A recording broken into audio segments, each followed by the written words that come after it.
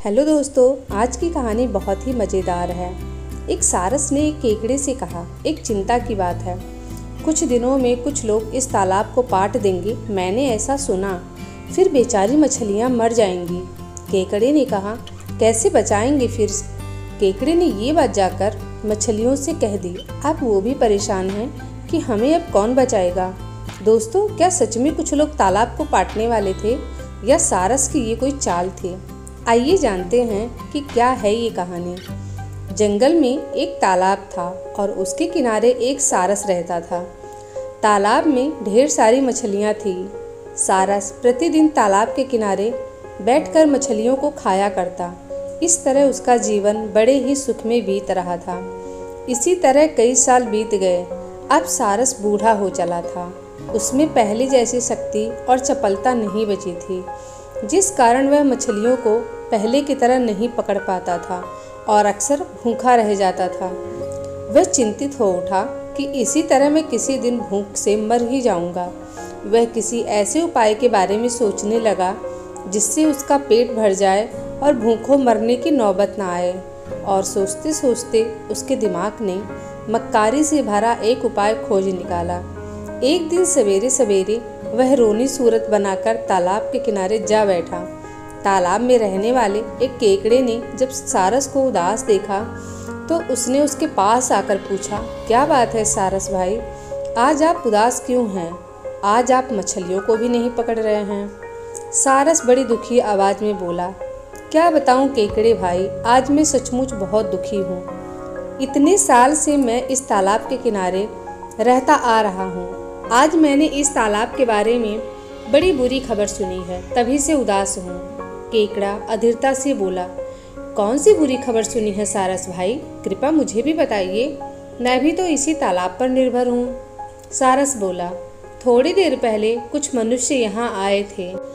वे आपस में बातें कर रहे थे कि जल्दी ही इस तालाब को मिट्टी से पाट दिया जाएगा और इस पर खेती की जाएगी।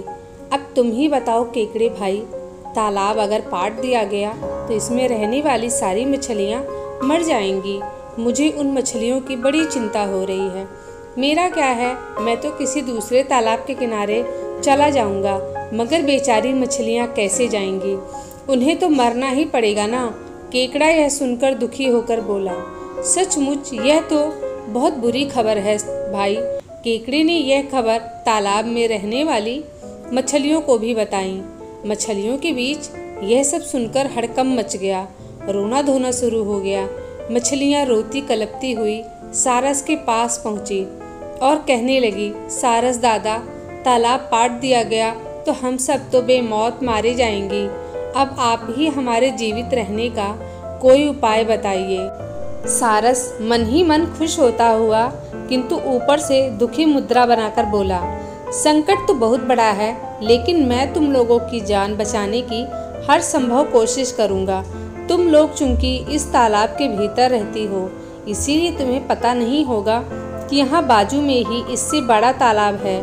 यदि तुम चाहो तो मैं तुम सब मछलियों को एक एक करके उस तालाब में अपनी चोंच से पकड़ पकड़ कर छोड़ सकता हूँ। वहाँ तुम लोग पूरी तरह से सुरक्षित हो जाओगी। हाँ, मगर एक बात है, सारस ने आगे कहा, मैं अब बूढ़ा हो चला हूँ, इसीलिए रोज थोड़ी थोड़ी मछलियों को ही दूसरे तालाब में छोड़ पाऊँगा। तुम लोगों को धीरज बनाए रखना होगा। मैं वादा करता हूँ कि तालाब के पाटे जाने से पहले तुम सबको दूसरे तालाब में छोड़ दूँगा। सारस की ऐसी दया भरी वाणी सुनकर मछलियाँ राजी हो गई। उन लोगों के पास और कोई चारा भी तो ना था। अब तो सारस के मज़े हो गए। वह रोज एक एक मछली को पकड़कर दूसरे तालाब में छोड़ने के बहाने ले जाता और थोड़ी दूर जाकर उसे खा लेता। फिर दूसरी मछली को ले जाता और उसके साथ भी वही करता। जब उसका पेट भर जाता तो कहता, अब मैं थक गया हूँ, बाकियों को बाद में ले जाऊँगा। फिर जब दोबारा भूख लगती तो वही क्रम फिर से शुरू कर देता। बेचारी तालाब में रहने वाली मछलियों को पता भी न चलता कि सारस के साथ जाने वाली मछलियों के साथ क्या हो रहा है। वे तो यही समझ रही थी कि दयावान सारस उन मछलियों को दूसरे तालाब में छोड़कर आ जाता है। इस तरह सारस को जब बिना प्रयास भर पेट भोजन मिलने लगा तो कुछ ही दिनों में वह खूब मोटा तगड़ा हो गया। यह बात केकड़े से छिपी ना रही और उसे सारस की गतिविधियों पर संदेह होने लगा। उसने अपना संदेह मछलियों को भी बताया और एक दिन मामले की असलियत जानने के लिए वह खुद उसके सामने आकर खड़ा हो गया और बोला, सारस भाई, मछलियों को ले जाते हुए आपको बहुत दिन हो गए हैं। अब आज तो आप मुझे भी दूसरे तालाब में ले जाकर छोड़ दो। आखिर मैं भी तो इसी तालाब का निवासी हूँ। केकड़े की बात सुनकर सारस मन ही मन खुश हुआ। उसने सोचा, चलो आज जायका बदल जाएगा। आखिर बहुत दिन हो गए हैं मछलियों का मांस खाते खाते। सारस ने कहा, तुम चलना चाहते हो तो तुम चलो, मुझे तो तुम लोगों की सेवा ही करनी है। फिर मेरे लिए क्या मछली क्या केकड़ा। केकड़ा आकार में थोड़ा बड़ा था, इसीलिए वह उसकी चोंच में ना आकर पीठ पर सवार हो गया। सारस उसे लेकर उसी स्थान की ओर बढ़ा जहाँ वह मछलियों को खाया करता था।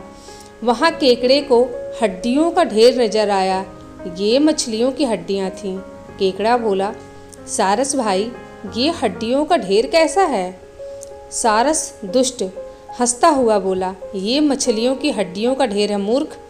ये सारा प्रपंच मैंने इसीलिए तो रचा है ताकि मुझे आराम से भोजन मिलता रहे। तुम समझते हो मैं मछलियों को किसी दूसरे तालाब में छोड़ने जाता हूँ? हा हा हा, अरे मैं तो उन्हें यहीं लाकर खा लिया करता था। आज तेरी बारी है, आज मैं तुझे खाकर अपना पेट भरूंगा। यह सुनते ही केकड़ा समझ गया कि सारस ने उसके और तालाब की मछलियों के साथ धोखा किया है। वह तुरंत लपक कर सारस की पीठ से उसकी गर्दन पर पहुंच गया और अपनी टांगों से उसे कसकर जकड़ लिया। सारस की गर्दन को वह तब तक जकड़े रहा जब तक उसके प्राण पखेरु ना उड़ गए। सारस के मर जाने के बाद केकड़ा किसी तरह रेंग कर वापस अपने तालाब में पहुंचा और उसने मछलियों को पूरी बात बताई। मछलियों को इस तरह धोखे से अपनी साथी मछलियों के मर जाने से बहुत दुखी हुई, किंतु उन्हें इस बात की खुशी भी हुई कि उनकी जान बच गई। अपनी जान बचाने के लिए उन्होंने केकड़े को बहुत बहुत धन्यवाद दिया। दोस्तों, आज की कहानी आप लोगों को ज़रूर अच्छी लगी होगी, तो वीडियो को लाइक कीजिएगा, शेयर कीजिएगा। चैनल पे नए हैं तो चैनल को सब्सक्राइब कीजिएगा। मिलती हूँ अगली कहानी के साथ।